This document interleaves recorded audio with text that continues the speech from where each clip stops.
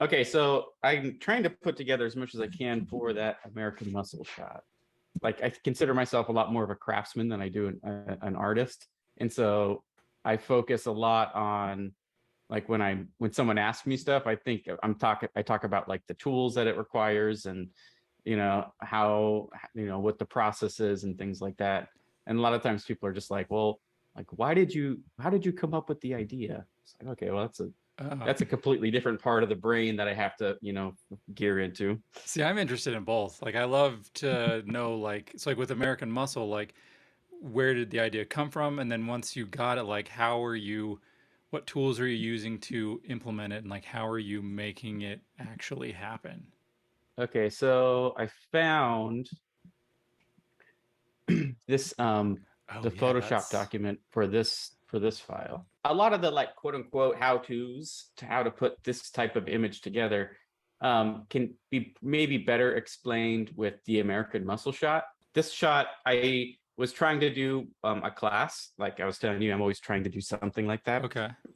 And so I had a group of folks that I was working with. So the preface to that was I held a monthly meeting that we called PB&J, which was photos, beer, and jargon. And there was a group of people that would come to these events where we could talk about how to do lighting, concepting, or we would do like actual shoots and like put together like staged you know shots like inside the studio, real simple things, but we can put that stuff together.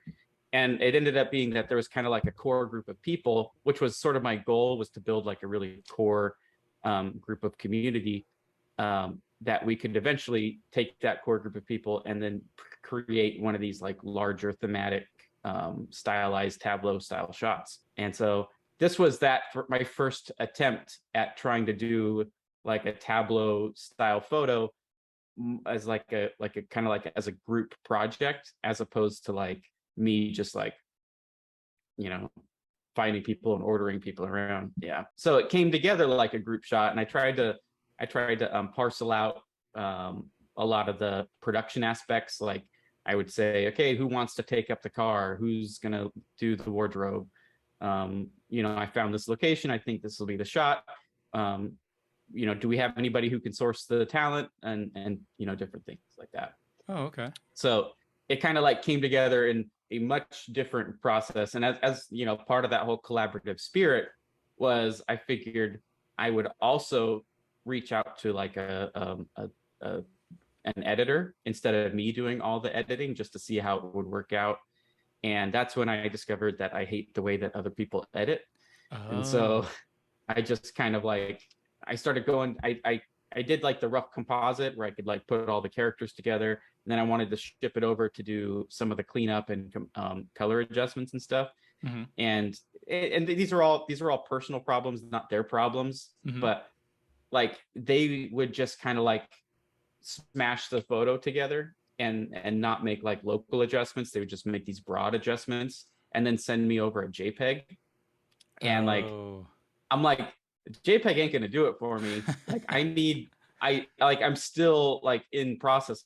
This is gonna go to print, and I can't communicate with you over like doing print stuff. And like the colors were wrong, and I would kind of like I'd go through the image when I was working with them, and I'd be like, okay, so this needs to be brought up, you know, plus one stop. This needs to be brought up plus one stop. And then like I would send these edits over, and they were very detailed, very elaborate um, edits, right? Mm-hmm. I'd be like, like I want there to be like sort of like a light triangle happening right here, and I need this to be present, so make sure that this is actually showing up. Bring out the details in the fields. So I'd send like these like 3-page sketch documents over to this guy, and then he wouldn't get it, right? Like he would be like, this is how I edit. Uh-huh. And it's like, I get that this is how you edit, but like this was a project way before you got into the picture, and it will continue to be a project way after you're out of the picture. Like if you don't get to like compress it into your vision. it has to, you know, the vision continues.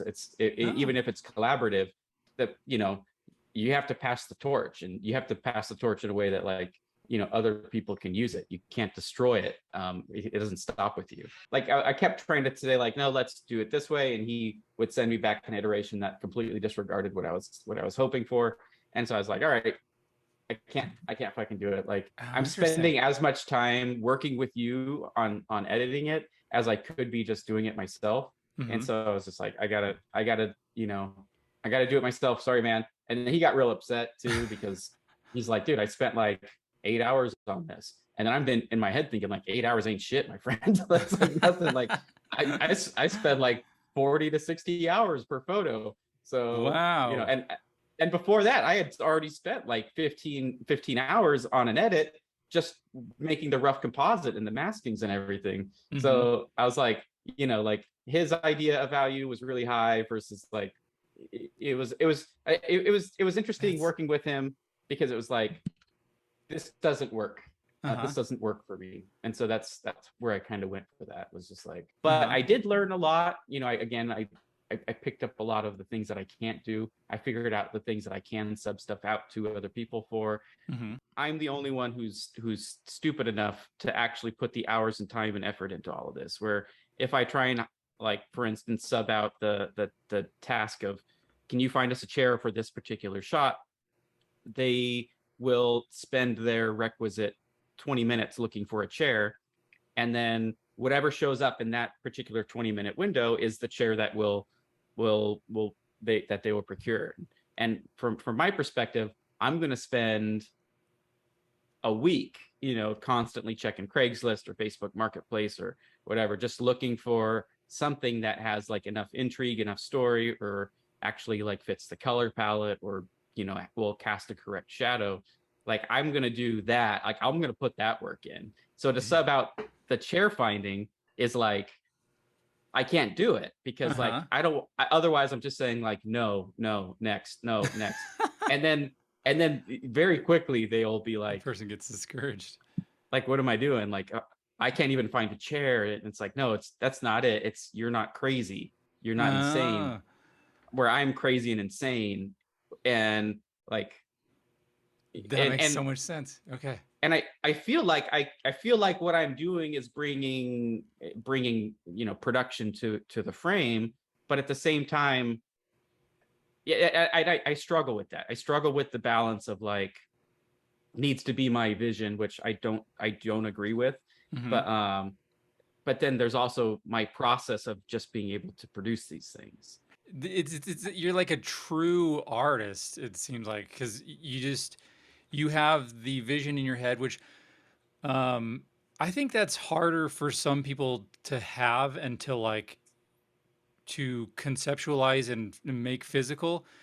And I think that's an interesting thing about you. It seems like you have this vision in your head and you want to do everything you can in your power to make that come to life because you can visualize it. And then but you're just one person, so it's impossible for one person to do that other than spending, years to do the thing. So in order to do that, you have to have people help you, but then that puts you in a weird spot because you're like, I definitely want this to be perfect in my thing, but I don't also want to. You don't want to like overbear and like make people feel bad for not finding the right chair. So you're then having to like make your compromises. And being a true artist, it's so hard to make compromises. So I Yeah, totally see where you're and at. to that point, like, I'm incredibly flexible. Mm-hmm. As far as, like, it doesn't need to be like a cherry red Chevelle. Like, I'm like, Mm-hmm. it needs to be like a dark car. Okay. You know, and so, like, my my requirements are fairly low. Okay. Um, but at the same time, it can't be like a dark Toyota Corolla.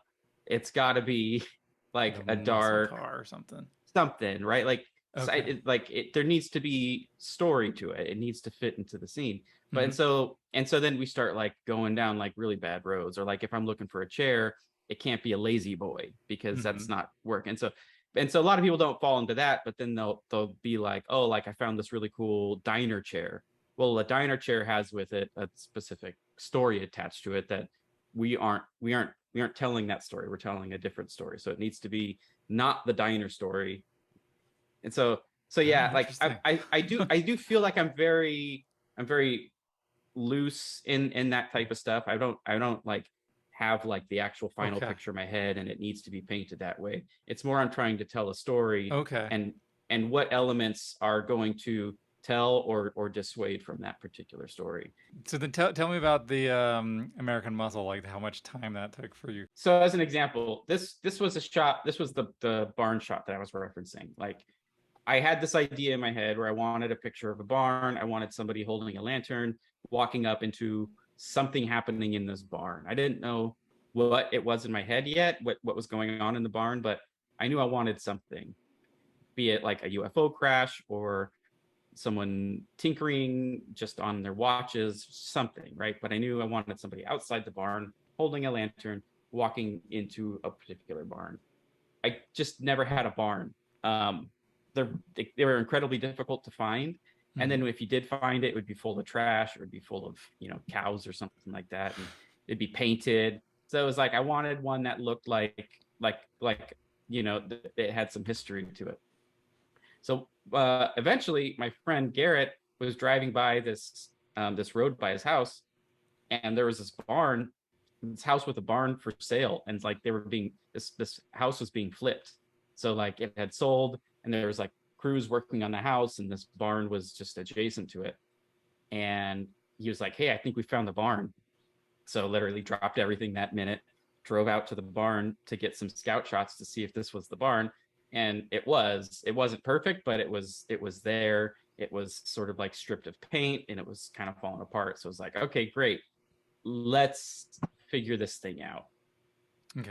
So that was like the course of a year, from like idea to like finding this barn, and then it's being flipped. So I knew that we could kind of like sneak in and just kind of like make it work or whatever. Uh-huh. So I went there to do this test shot where I brought a bunch of fog machines. I wanted to know if we filled it with fog, could we get light streaks, or could we get some kind of like mystery in this particular barn if we filled it with smoke and then shot lights out of it. So Mm-hmm. I went there for this test, put all this together, and my friend Garrett just coincidentally had been shooting this girl, um, Lindsay, uh, here prior. And Okay. so, like, while I did my test, they were wrapping up, and I was like, "Hey, Lindsay, could you hop in there with this lantern, and we'll try and like put this thing together?" And she was like, "Yeah, sure, I'm happy to do it." So we ended up, and this is my friend Garrett, and so I just Okay. ended up throwing them into the shot. And this like photo went from like taking like a full year of like ideation into like 3 days of execution, like because it took me a few days to like get the fog machines and kind of like generate wardrobe. And after I did this test shot, I was gonna like source talent and then try and like put the image together. But like because talent was there and I had the wardrobe, and Garrett was there, and Garrett had this crazy gun that he had brought for her, I was like, let's just do it. Blop, threw the elements together in there, and it kind of came out. So So this shot that we're was looking at here was more or less meant to be the time you were going to use for the test shot, but this ended up working so well that it became the actual shot. Yeah, yeah. So normally I try and work Oh. out the composition and design up front. I try and like, see what kind of elements are there on set that Mm-hmm. I can arrange for the composition. Where am I gonna? What's the angle I'm gonna get? And the idea between these behind these like these concept shots, or these early production shots, is so I can get the picture, I can identify who I need to be in the picture, and then I can tell them what they're doing, and they can see what they're doing. Mm-hmm. And then be like, "This is you. This is what you're doing. I'll need you for 30 minutes. Come with a pair of shoes, or bring this, or don't, Mm-hmm. usually because they're going to bring crap." So that's usually what it is. And if I need somebody to be there for hair and makeup, this is what we're taking. This is what it's going to look like. Just do the hair and makeup for that particular shot. Okay. Um, So so that's you. What that's the purpose of it is. it's like the script Uh-huh. where I can be like, where they're like, oh, what kind of hair and makeup do you want? Well, I can just show the picture, be like, this kind of hair and makeup, like just Mm, make it matches fit this. this image. Yeah. Okay. So for on this one, how did you end up lighting this? So this one was lit through a bunch of different ways. Mm-hmm. um, we have the practical. That's this light. This was just there, and so I ended up taking a shot that was long enough to actually burn that in, and a bunch of stuff around it. I took another shot at dusk, where the sun had gone down, where I could just kind of like get the details on it. And then Okay. I had two Alien Einstein. Uh, One was pointing this way, and then the other one was pointing this way. Okay. And then I took an additional shot later for this particular light, so I could light up this grate, and I With could the get this sort stand of like a like, little bit higher or something. yeah. Gotcha. So it's kind of the actual premise. And this we made this. This was like a Godox 8200 that we Oh, made fit inside of a lantern. nice. So Okay, so this is a composite of a few different uh, layers and images, right? yeah, I don't have the breakup, but like the idea is usually sort of like get your ambient set, get your Mm-hmm. highlights, your story elements lit, and then you kind of like have to put them together. The alternative to doing it in composite is to do it all in camera, Mm-hmm. and I like to say that, like, that's the difference between like a few $100s and a few, tens of thousands of dollars. Well, sometimes you can't like that practical light on the outside of the barn. You can't get that in camera along with the flash and like if the sun was going down, you know what I mean? Like there's things you like physically due to light limitations have to shoot separately. You Yeah, know what I well, mean? technically you could, you If could you have gone in and put that bulb on a dimmer. You could have, Oh yeah. Yeah, I mean, you if could you have, if that's true. If you do have that production budget and all that stuff, yeah, you're right. yeah, Yeah. you But could if you could throw up like, like a 40 wall scrim behind you and that's shoot true. like a really soft ambient. Like you could do these things, and people do it in movies because they, it I makes get sense if you're shooting 24 frames a second. I But if you're guess what I'm shooting one saying is frame, yeah, yeah. On your scale here where you had you and a couple other people and maybe an assistant, then yeah, you couldn't do that, but yeah, I yeah, get what you're saying. yeah, the the budgets go up if you need it. The less frames you need, the more expensive it is. The more frames you're willing to put into it, the cheaper it can be, That's true. generally. That's a smart You way of know. looking at it. So yeah, so this was the shot that I took. And then I was like, I really wanted to get away from doing like single images. I wanted to do sort of like triptychs. Like I wanted to be able to tell a story in three panes, even if they weren't the same story. I wanted them to be connected thematically or Okay. stylistically or something. So I went around. This house had sold, and it was no longer available to us. They painted it. It was ugly again, and so we couldn't use it anymore. So I went on this process of finding another barn to potentially tell the story of what's going on inside of the barn. Okay. And that's how I came upon this particular barn. I had Okay. a brother-in-law was renting one of the facilities on the same property, and for whatever reason, I stopped by there, and then I saw that it was like these different like siloed sections of function on the property, and I walked around because I'm still looking for a barn. It's been like several months, and I just anywhere I go, I look for a barn. And so this it had this what was called like a grain cleaner, Okay. and I was like, oh, that looks like a barn to me. It looks used. It doesn't look like it's new, and it doesn't look like it's falling apart. It looks like it's just in the middle of its life. It's like having a midlife crisis. And so I asked him if I could pull out his car. He had this car on location. I was also looking for a car. I guess that's why I was out there, to check out his car. And so Okay. I pulled his car out to this barn, and I took a picture of his car here, and I took a picture of his car there, um, just to kind of like get an idea of like how I could assemble the different elements for this particular story. And that's kind of like how particular sketch sort of came about was like, when I found this location, I was like, this location is itself just so dynamic that like I had to take a picture there. And like things like this, like there's a built-in frame for me to like, you know, land a character. There's Mm-hmm. a window where I could put a character. These things are just like so obvious to me. There's like the window of the barn where, something could be happening. And then, this hall part was like not as dynamic, but I liked it because it was like outside of this barn. Uh-huh. So I was like, okay, like I absolutely have to take a picture here.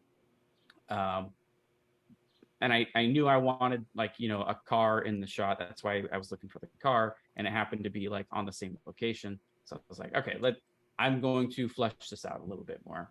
And so then that's how like this sort of idea came to fruition, where I wanted to have a guy here smoking a cigarette, another guy in the window, and then a third guy sort of like outside the set, um, kind of like either being drawn into the situation or being rejected from the situation.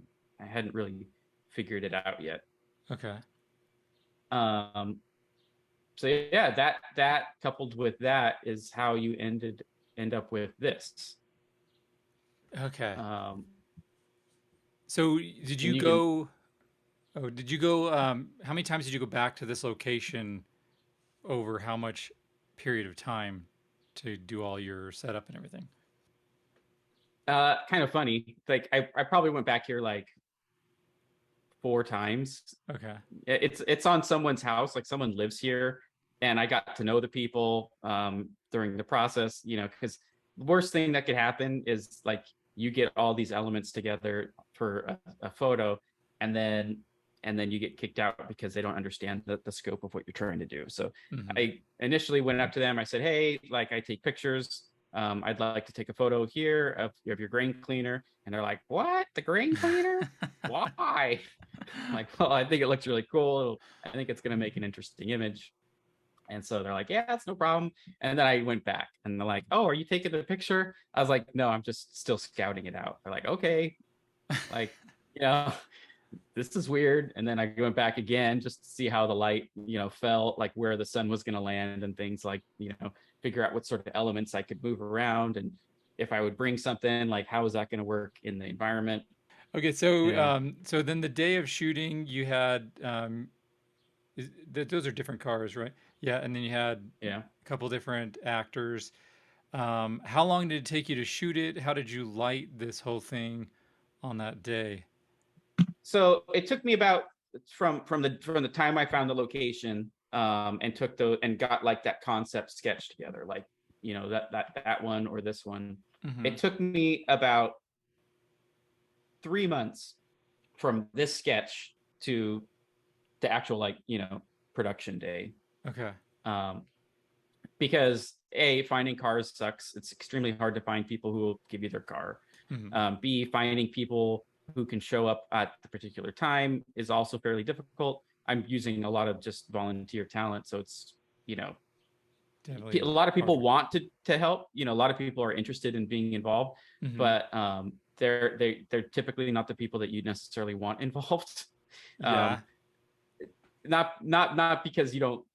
It's just because they're probably flaky or don't see your vision, or they want to input their vision, and you're like, "Thanks for volunteering, but I don't want to hear this." yeah, and it's like doesn't mean I won't use you for another project. Maybe you're fit perfect But for it, this other project, yeah, but but this this one it particular doesn't. project, it has very rigid requirements, and this individual won't fit here, or whatever it was. So Oh, okay, that makes so sense. it took me about 3 months to just organizationally put these people together. 3 months of part-time work, right? Okay. Um, so then we all sort of like landed on a particular date when it wouldn't be too cold, when all these different elements could actually functionally come together. I could source the individual, and after I source the individual, I could source the wardrobe. Um, kind of like give myself enough time to do all that type of work. So it took me 3 months to get to this day. On this day, I showed up.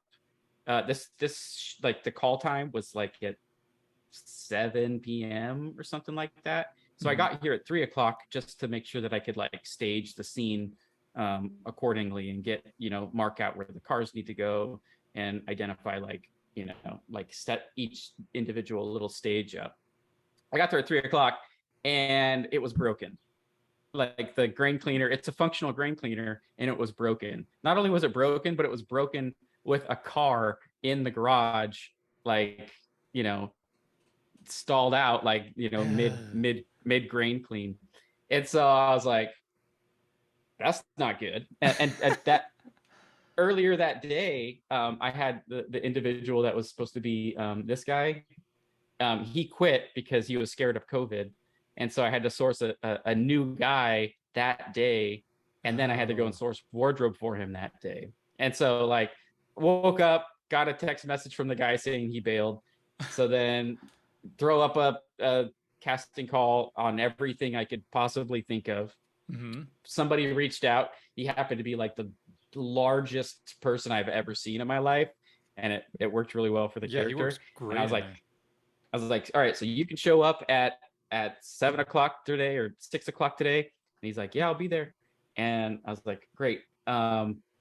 If you don't show up, then I'm going to have to shoot you later, like mark off the tripod and come back and shoot a new guy in there or something. But like, you go into panic, like recovery mode once that sort of thing happens. So he showed up actually. And before I went on set, I ran to the thrift store, just picked whatever I could find, did like a really quick tea stain on his shirt before we showed up. So that was still wet, like when he arrived, because it was still being like in the process of tea stained. Mm-hmm. So I show up at 3. The truck is in there. The grain cleaner's broken, and I was like, this isn't going to work. It's already crazy enough. We need to get rid of some of these problems. So I go up to the guy. I was like, hey, can you move that truck? And he's like, not part of the place. He just rents the grain cleaner. And I was like, I'm taking a picture here of this grain cleaner. I can't have this truck here. And he's like, who the hell are you? I was like, I'm just trying to get a picture. And he's like, what is this for? TV? I was like, no, it's not for TV. It's just for me. Sure. Like I need to have your car moved. And he's like, I'm not gonna move it. I was like, can you please move this truck? And he's like, yeah, I'm gonna move it. I was just fucking with you. But he was like his family is like a historical family to this region, and so he's been working at this barn cleaner since he was a child, and like here's this idiot being like, move this thing. That's like, funny. So he was a super nice guy eventually, and still very crotchety, but he was able to move it, start laying out the scene, identifying where the camera is going to go specifically. I had the grid transposed on top of the shot of capture one. Okay, so that's what I was going to ask. Yes, can you explain that grid? How you have that you're doing live view on capture one, and then you have that grid overlaid, and then you're just trying to like turn the camera to put because you have it as like a triptych, right, on your overlay. If you go back to, where's your overlay on that? So there's that. So where you just had like, I can see those are. So did you have all these like drawn up, and then you had that overlaid on capture one, and you're just looking at your live view and you're trying to line those up, or did you draw those in after? I drew these in after, but okay. I did have this grid set up initially. And that's where you're trying to line your camera to when looking through capture one. Yeah, so as I'm moving my camera around, so it's a little bit more complicated because on these particular images, I'm shooting with the anamorphic lens where it squishes the photo quite a bit. And so then I have to put in a squished version of the grid into capture one, and I can't de-squeeze in capture one. And so everything I'm shooting it really squeezed. And then afterwards, after they're shot, I can pull them into Photoshop and de-squeeze them. What lens were you shooting with? It's a 35 millimeter Sony 35 with an anamorphic adapter. It's an SLR Magic 30, whatever it is, 1.33 adapter. And why were you using anamorphic? What did that do for you? Oh, it's a topic. Because normally you use it to streak the lights, right? Yeah, I mean that's one side effect of it, is it streaks the lights. There's a lot to unpack there. Okay. if you're We'll just interested, say you, we should come back to it. okay, so you're using an anamorphic lens. Using an anamorphic lens, so I have to tailor everything to the anamorphic when I'm on set, and then after shoot day, I can come back into post and de-squeeze everything. So Very I'll cool. just give you an idea. Like I was trying to line up, I think this roof line with this Hmm. line, and then I was trying to make sure that this line would line up with that line. Um, Okay. and then if like if there's other elements that I could structurally adhere to the grid, then I would try and make sure that I could. You know what I mean? So Hmm. that's what when I'm on set, I'm trying to just make sure that compositionally it's balanced. We have we have the frame set up for where the individuals will be placed, and that the different architecture of the building would line up with the architecture of the frame. And then you did, do you know how many exposures you did for your, because I'm sure you had to expose for the light coming from the garage. Was that a practical or did you light inside the garage? I lit inside the garage. So I'm trying to think if any like process wise if anything else happened. I guess as far as the process went, I made sure that I had the cars lined up correctly and that the door was opened to the right angle to match the grid. Um, and then I had this door opened again to make sure that it was opened correctly to match the grid. Okay. And so I'm basically setting up all the different stage elements against the grid.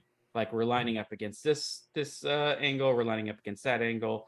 Um, just structurally trying to make things fit correctly all the way across the image. So if I introduce an element, I'm introducing the element against the grid, Okay. technically, generally. Um, and then as far as like shooting it goes, it's really a process. I beforehand I structure it out as like as a shot list, and so we know which elements we have to shoot up front and which ones like the final image that we're going to shoot, because we're trying to get everything that we're shooting in the span of like 1 hour, Hmm. or maybe 2 hours at the most. So the idea is like you get your sort of like background plate set, the assets that you need for your background plate, and then you can start putting in all the different elements afterwards and making sure that they're exposed correctly and have like the right highlights and stuff like that. So So things like did you shoot your ambient, like your sky and all that stuff first, and then once that kind of went away, you're able to light everything else and shoot those after the fact? Is that how you worked that? yeah. So it's always different for every image. Like Hmm. sometimes if I want to have a moonlight, I'll use the sun as the moonlight and underexpose and shift the color or shoot with a filter to make sure that that Okay. looks like a moon. So day for night type Hmm. standard stuff. Um, but in this particular one, I wanted it to be like middle of the night sort of feel. Maybe still a little bit light out there. You know, maybe that's the city that's illuminating the sky or something like that. But I wanted it to be fairly ambiguous, Hmm. so I had to shoot it's my initial plate at dusk when the sun's down and we're just getting this giant ambient bubble of sky lighting everything. So there's no shadows Hmm. and no highlights. It's just really blank and really dull. So that was kind of the first image that you get before anything's there. Pull in the cars, get another one of those shots, just in case you have to like move the car or make adjustments. It's easier to, have them already cut from the scene, Oh yeah, and keep yeah. the scene set. Um, and then after you get those, then you're really just kind of like throwing in characters and introducing highlights. And that's what you're bringing out with if you introduce a strobe or something, you're pulling in highlights. You're controlling their ambient and you're popping their highlights. Hmm. So like this guy, he's being lit by two 10 by 10 scrims that are shooting a cyan. They're cyan filtered, shooting his ambient light, and then I had another light that was like a full CTO that was acting as his uh, his rim light. Okay, so the light from the barn is a practical, but then you just held a light on a high stand to light his shoulders. Is that what I'm understanding? Yeah, so I made this light ahead of time. Oh, okay. I So I that's a built flash? this. No, it's a light bulb, but it's Okay. a fairly bright light bulb. But I built like it's like a sconce, an outdoor sconce, and I fixed it to the sheathing there, the metal sheathing with Hmm. magnets. So I got this like Hmm. neodymium magnets, so I could move it around to wherever it needed to be, and like the idea was that I always wanted um, this light here doing like that compositionally pointing down to him. Hmm. So the light needed to be positioned correctly to where that would happen naturally. Okay. But then you had to light his shoulders with an extra light for stuff metal. Okay. Yeah, for the most part, it ended up being I kind of like had the run and gun setup where I had the two 10x10s or one 10x10 scrim cyan fill. And then I had a highlight that was just on a stick, like a pole stick, that was CTO gelled. And, depending on where their particular light was supposed to be coming from, is where that light would be positioned. And then the fill would be, doing all of the fill sort of around them. So you can Okay. see him, like there was a stick. It was kind of snooted. I think it was snooted. Okay. Um, and then with the CTO, and it was just kind of like affixed here, pointing down at him. Okay. Um, and that's kind of, I guess, what's casting this light all around here, catching these highlights and his backlight. And then when I used it over here, I moved it over into a beauty dish because his light is actually supposed to be coming from the garage. So Hmm. it'd be quite a bit softer. So I switched it out from a snoot and moved it to a beauty dish. Um, and so that's that his key light is probably coming from like right around here, something Okay. like that. And then again, I had the scrim set up roughly right about here. And these are the Einsteins, I'm guessing, that you're using? Yeah, two Einsteins. So the run and gun lights was two or three Einsteins depending on where it was. When it was here, I had two cyan gelled lights, and then back here I had one cyan gelled light and Man, that's crazy. one CTO light in that guy. Okay. And then the light from behind the person standing in the garage light, the cyan light is, I'm guessing, lighting up the barn and everything as well, right? No, that's coming from the ambient like dusk shot that I got. Okay. I just hue it towards a cyan to color match with the rest of the scene. Okay. And he was basically just lit. He was backlit with that orange CTO light. Probably just sitting like right around here because this light is supposed to be sort of like casting all of this, Uh-huh. and so I wanted to make sure that he was just lit like consummate to what the rest of the scene would be. So you have just a bare bulb in there, just kind of up high-ish. I really don't remember. It was probably still on that dish because I'm lazy, and I just moved it up really high. Once it doesn't matter so much. It just matters like soft or not soft, Uh-huh. hard or it. And you got a guy like here, he's got enough bounce on him from everywhere that it didn't have too much of an effect. So I believe I set up I think Garrett could correct me if I'm wrong, but I think I had a reflector set up here, just like on the gold side, so it would be reflecting back to him. But it was just he was lit with just one light that was shooting down like that. Okay. And then we took the time to get an additional shot that where I could get this line sort of like laid out correctly. So just by raising and lowering the light or moving it forward or backward in there, you just Yeah, angle that. raising and lowering the garage door and raising and lowering the light, just trying to get like the right equilibrium. Man, Yeah, it was a lot of that's work. yeah, that's freaking. So then, is there a purpose to this? Is it just to get your creative juices out? Do you sell these on like a site? Do you have like an overall purpose other than just being creative? No, and that's like I used to do it commercially, Mm-hmm. and I hated it, and and then I started making images that I liked making, and I just really liked doing it. Um, and so like I have to make something Mm-hmm. as a person. Like right now, I'm building the house, and I do like some woodwork type stuff, and eventually I'm going to build a phone booth for some more photos. But like I know me, and I have to make things. Okay. And sometimes I'm making the photos, other times I'm building a house, and or I'm building things for the photos. So it's just one of those things. And so like the question is like, if I have to build something, what do you build? Mm-hmm. Well, kind of. Building a photo is the same thing. So So, really quickly, what's your background? Did you like, how did you decide to get into the crazy storytelling through imagery?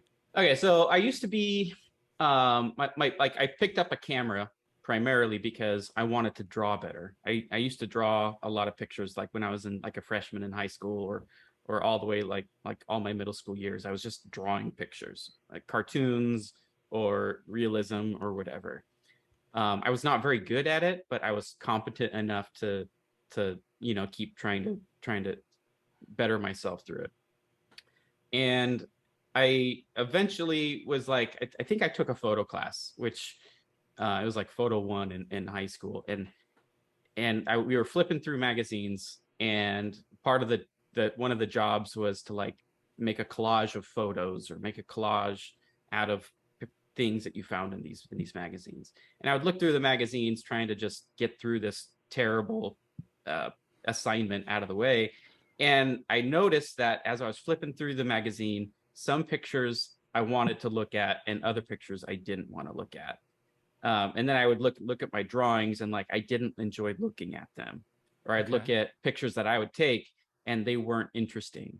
But why? Like what magic ingredients was in this magazine that made me want to look at it versus like all the rest of the crap that I saw in the world that I was not like drawn to. So that began this like this.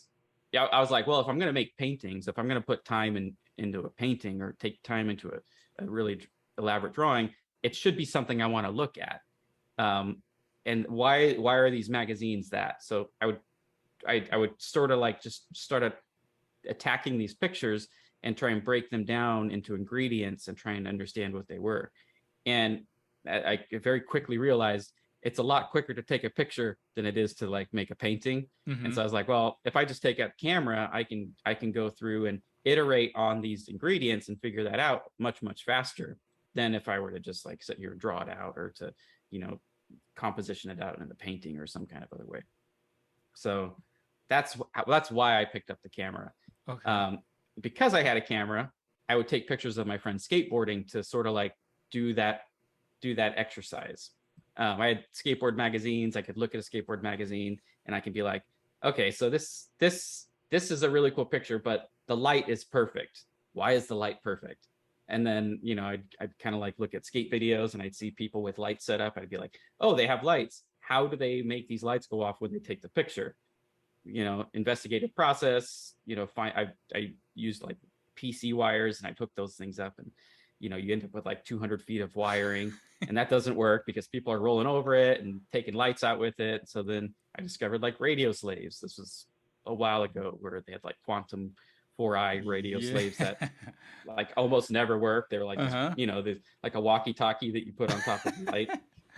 Yep. So, and they'd go off if you had like an ambulance would drive by, and the Oh, yeah, radio yeah. frequency on an ambulance would just like get these things flashing, uh, blinding the people that you'd skateboard with. And so, that was just kind of that iterative process. You'd be like, okay, well, how come this angle looks better than that angle? And once you get some equipment, when I was, a high school kid, I had no money. And so I'd save up for like 4 months of doing whatever I was doing to buy like the world's crappiest fisheye. Mm-hmm. And then once I had that, I could like test in real time what kind of angles worked. And this was all like personal self-taught stuff. I'd never thought to like apply actual artistic composition techniques to anything, because I was an artist and I knew so much better than that type of stuff. And so I would just be like, I like that. I like that. It was like a personal artistic endeavor. It was like, what do I like? What is my picture? What is mine? And, that was Mm-hmm. such an arrogant, stupid way to approach it. But That's how you that learn. was it. That took me through the steps to get to where I like would eventually kind of like develop like almost a recipe. And at that point, I was really just following recipes because I didn't know what I was doing, but I knew you know, if I did this particular step, that particular step, and that particular step, it would work. Okay. A lot of that revolved around film, where like you didn't have immediate feedback. You had like a 3-day feedback loop. Mm-hmm. And so I knew that if I had these particular settings on the camera, these particular settings on the lights, I had the light set up in this particular position, Oh, okay. then I could just recreate that anywhere I went. But I didn't understand it. But I did know through trial and error that this like ingredient This generally um, worked. will I can set this up and make it work. If the size got too big, it fell apart. If the size was too small, then it fell apart. But if it was like in this area, of Oh scope man. of like particular real estate, it would work. So I went from skateboarding, and then I had a daughter that was born, and I immediately transitioned into commercial photography because I had a kid to feed. Okay. Um, so that's where it got a lot more staged, a lot more thematic, where we were doing ads for things like California Lotto, and we did some for Maglite and Troy Lee Designs and some shoe companies. Boot Barn was one of our clients that we had like a huge recurring catalog contract with. And so Okay. those and from that like really stepped it up, where I would, you know, do a lot more of the production. I would line up the talent. I would source some of the clothes. I'd work with the art director on like color palette or theme or design, design the lighting around that particular theme. Did As you a go to school for any of these for design for like setting up color palettes for the commercial photography? No, it's a yeah. I like to I like to do things the hard way. So Like Google University is all you went to.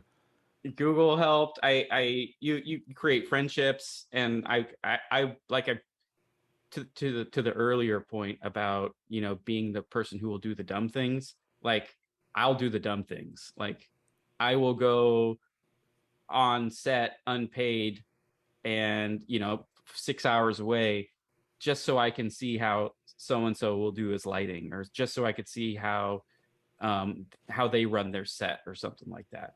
Probably if anybody asks me like for advice for whatever, I always ask like up front, like, are you doing this for a living? And they're like, yeah. I was like, well, stop. Like if you're doing commercial work, if you're doing this for a living, then you never get better. You can't level up if you're doing it professionally. At least if that's your core mode of doing this, of exercising your skill. Like the Yeah, commercial world has doing it for such low money. expectations that you can't get any better. At least that was how I found it. But that wasn't I wasn't no longer enjoying it. I don't like Okay. making things that I don't like. I don't enjoy that entire process. So it made a lot more sense also to jump into something else like software engineering. A lot of creatives will tell you, a lot of photographers specifically will tell you, like, if you want to get better at photography, you have to do personal work. Mm-hmm. And if you don't do personal work, like you're not going to do any better. And the advice for getting new clients is the same. If you want new clients, you have to do personal work. If you don't do personal work, then you'll never get new clients. You'll never like go from RC Cola to Coca-Cola, because it's the skill level and the experience, and even more importantly, I think just like the personal passion of the work translates through the meetings, and it translates through the jobs you take, and it translates through all these like not like non-creative pursuit things, but like more just like the drive of actually getting it done, the soft skills. Okay, so now you just do photos for fun, it seems like. Yeah, that was like the big turning point. And so I went out and I bought myself a camera. Sony came out with the alphas, like the Uh-huh. A7 series, and it was small. It wasn't these giant Canon like Mark Fives or Nikon D870s or Yeah. whatever these things are. It was a Mm-hmm. small camera, and I was like, that sounds great. I got sick of holding those giant intimidation boxes, Mm-hmm. and they had basically what I had originally, which was like a tiny little film camera, this Yeah. tiny little like Minolta or Nikon F1 body. Mm-hmm. So I bought one of those because it was small, and then because I had it, I started taking pictures a lot more often. Just Um, carry it around with you. yeah, and then it was like, okay, like I'm having fun with this. Let me like call in some of my friends just to be models, just so I could. I really loved Erwin Olaf's work. I've loved the stuff that he did, especially his early work, for the longest time, forever.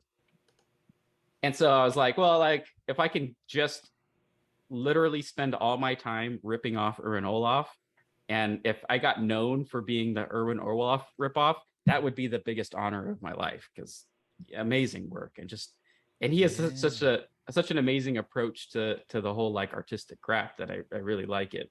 Hmm? We both do the same processes, I've come to find out, and as a result, you sort of like end up with what you end up with.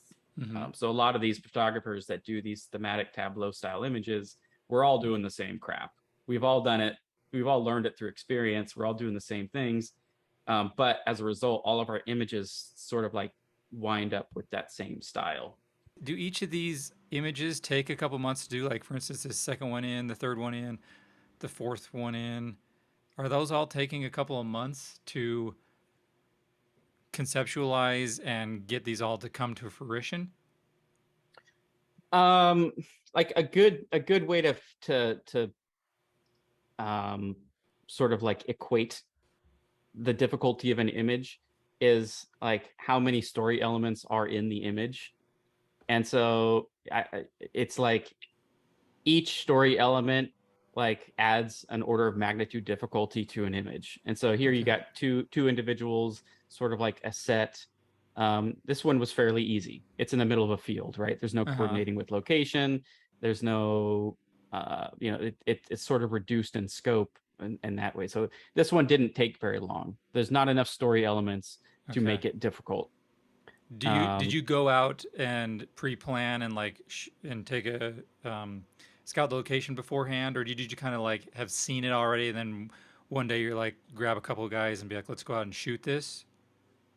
Yeah, so this one was actually for my friend Cody. He's the guy in the shovel. He's a musician, and Okay. him and Dylan, the guy who's tied up, were releasing an EP of a cover of "Don't Won't Back Down," Mm-hmm. and so um, they wanted an imagery for that particular album cover or whatever it was, and so I kind of recycled the idea. If you were to close that, you could see the original version of this, of the guy holding the shovel down at the bottom. So this was the original like concept for that particular idea.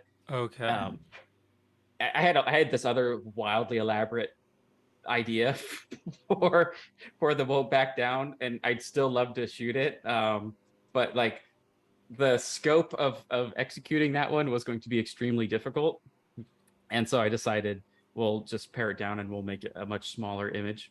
But so this was Okay. the original concept.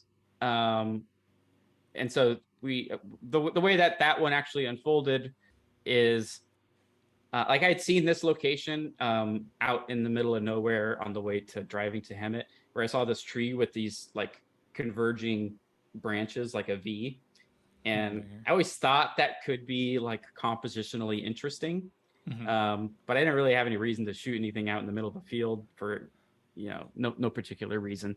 So I figured maybe one day I'll shoot a picture there.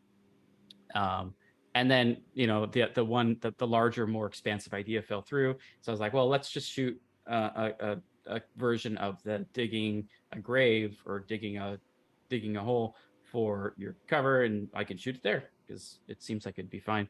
So like the location was kind of like built in, and then we ended up building this set by just raking away a bunch of the hay that was there previously. So we kind of like built a trail, and we built a fence with just wood that was laying around the location, just Oh. lashing it, and like nailed like brought like an air gun and just nailed stuff and screwed pieces of wood together to make it look like it was at a location, which it wasn't. But you know, we just built it, and you can Okay. dig a hole anywhere. Was this multiple images put together, or was this all like kind of one shot? Yeah, like I said, they have to, because like the budget goes up with the reduction of shot count. So if you just add shots and then your budget stays low. And so yeah, we you shoot the dusk shot, you shoot the and then you shoot your elements. Like if this was dusk, I needed a large scrim for your ambient, and then another snooted CTO light for your highlights. Okay. And then did you shoot like the mound of dirt separately or anything, or was that all there? No, try to keep You- them. Okay. I like my goal is to keep these things as simple as possible. Like the more Uh-huh. layers you add, the higher the file size goes, the more stuff you have to composite in, and color matching is always a pain in the butt. And Mm-hmm. so, like, I like to try and shoot everything as though it was practical. Because I know on this one, I think you posted something because this one is a quite a few different shots, right? Yeah, Didn't you do like the dirt on these are separate and like the what is that over on his left? Is that another tree I stump or guess, something? and Is it's a that a tree stump jacket? with his coat. Yeah, it's a Okay. jacket. Yeah, we're do you remember how many different elements you shot separately and then comped in for this one? I don't recall specifically this one. I could kind of speak to it, the difficulty we had. The reason that we shot that mound separate was because we brought a fog machine, and we chilled the fog to just sit in the bed of the Mm-hmm. hole that he's digging. And so we didn't actually shoot the mound separately. We were just trying to get ambient smoke. And if I have an image that has like a good highlight for the mound, then I would kind of like draw that up separately. And then we tried to get a kind of like a mist, a fog mist, a haze just ambiently, and that Uh-huh. was a huge pain in the butt. We probably shot several just to get that. But other than that, it was, you get your ambient shot, which is roughly like dusk plus whatever color or directional lighting that you want on it. And those directional lighting was Home Depot shop lights that we gelled cyan. So we were able to get that generally in one shot, Wait, so with you the haze weren't and using everything. strobes on this? You were using gelled Home Depot lights? Well, if you're shooting your ambient stuff, it's a lot easier to go towards like the lower end of luminosity. And so these were the Home Depot shop Ah. lights, because I'm trying to balance sort of like daytime with with the location. And so trying to do that is a lot easier with the lower luminosity lighting than the high intensity lighting, which is the strobes. Once you move into strobes, it's got to be sort of like you're cutting fine lines out. You're not doing like soft composite stuff. You're basically chopping out your people, because you know Because you have they the won't edge. Yeah. they yeah, and they won't blend lighting wise with the location, right? Interesting. Okay. So your ambient shot's going to be something like a 3-second exposure. I'm shooting at like f22 and f16. So you get down to dusk, you start cranking that shutter up like crazy, and you can't have somebody standing there for 3.5 seconds. Mm-hmm. So that's when the strobes come out, just to freeze them in action. That's another thing I noticed. It seems like you shoot a lot of like high apertures, like f16s or probably nines or 20s or something like that. Is that right? Yeah, I try to not shoot shallow depths of fields. Any reason for Um, that? uh, yes. Is there any good reason for that? No. Um, but like like personally, I would watch movies, and I used to think that like movies looked cinematic because they had a lot of like bokeh, a lot of separation from the background. And then like the better movies that I would watch, or the better cinematographers that I would look at, that was never really the case. Like the bokeh was never part of their composition. And so Oh, it would always be a lot more, it was much deeper depth of field, right? You could see a lot more if it was like a Paul Thomas Anderson film. It was always like this infinite um scene. And then like, how do you make an image that's not high bokeh cinematic? Well, it's lighting. composition, Yeah. lighting, you know it's the story and the scene and all that stuff. So I started shooting high f-stops just to force myself to not rely on any kind of background separation.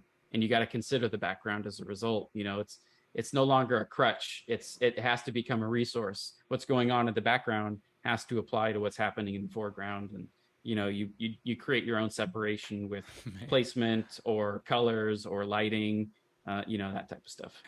So yeah, that's how it turns into this more complex.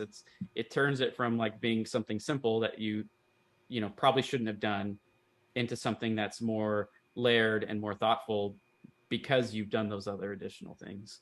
And that's the way I look at it. It's like, if I'm going to make this image, I'm going to make this freaking image. The time doesn't matter. The costs kind of matters because I don't want to spend too much money on these things. But yeah, if I've decided that having a shower in the middle of the desert is worth having, if that's a picture that's worth taking, then you bet your ass I'm going to build a shower that looks correct, that actually functions. Because if you're in a shower, you should be wet, right? So like, how are you going to get your model wet? Well, you could sit there and like douse them with buckets of water, or you can just recycle water through the shower. Did you bring a pump and stuff for that whole image? Where is that image? Yeah, it's a functional shower. That thing works. So I bought it's a DC pump.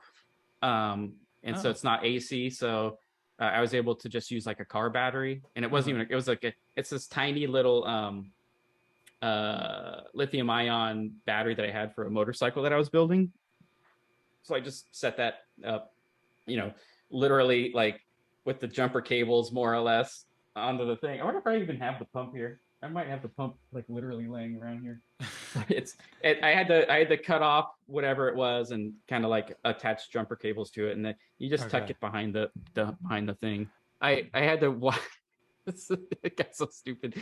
The thing she's pulling is actually a relay to turn the pump on and off. And so it leads up to a brake switch that is kind of like hooked up just above her right there. You see that little, there's like that little point right there. That's actually a brake switch that you can buy for like classic cars.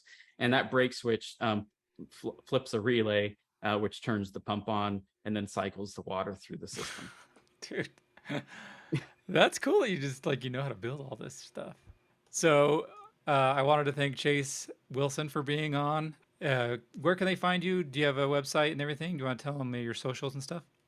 Yeah, this website is agro.studio. It's just really a collection of the photos that I've done. And then there's a corresponding Instagram, which is agro.studio as well on Instagram. Cool. Thanks for joining us.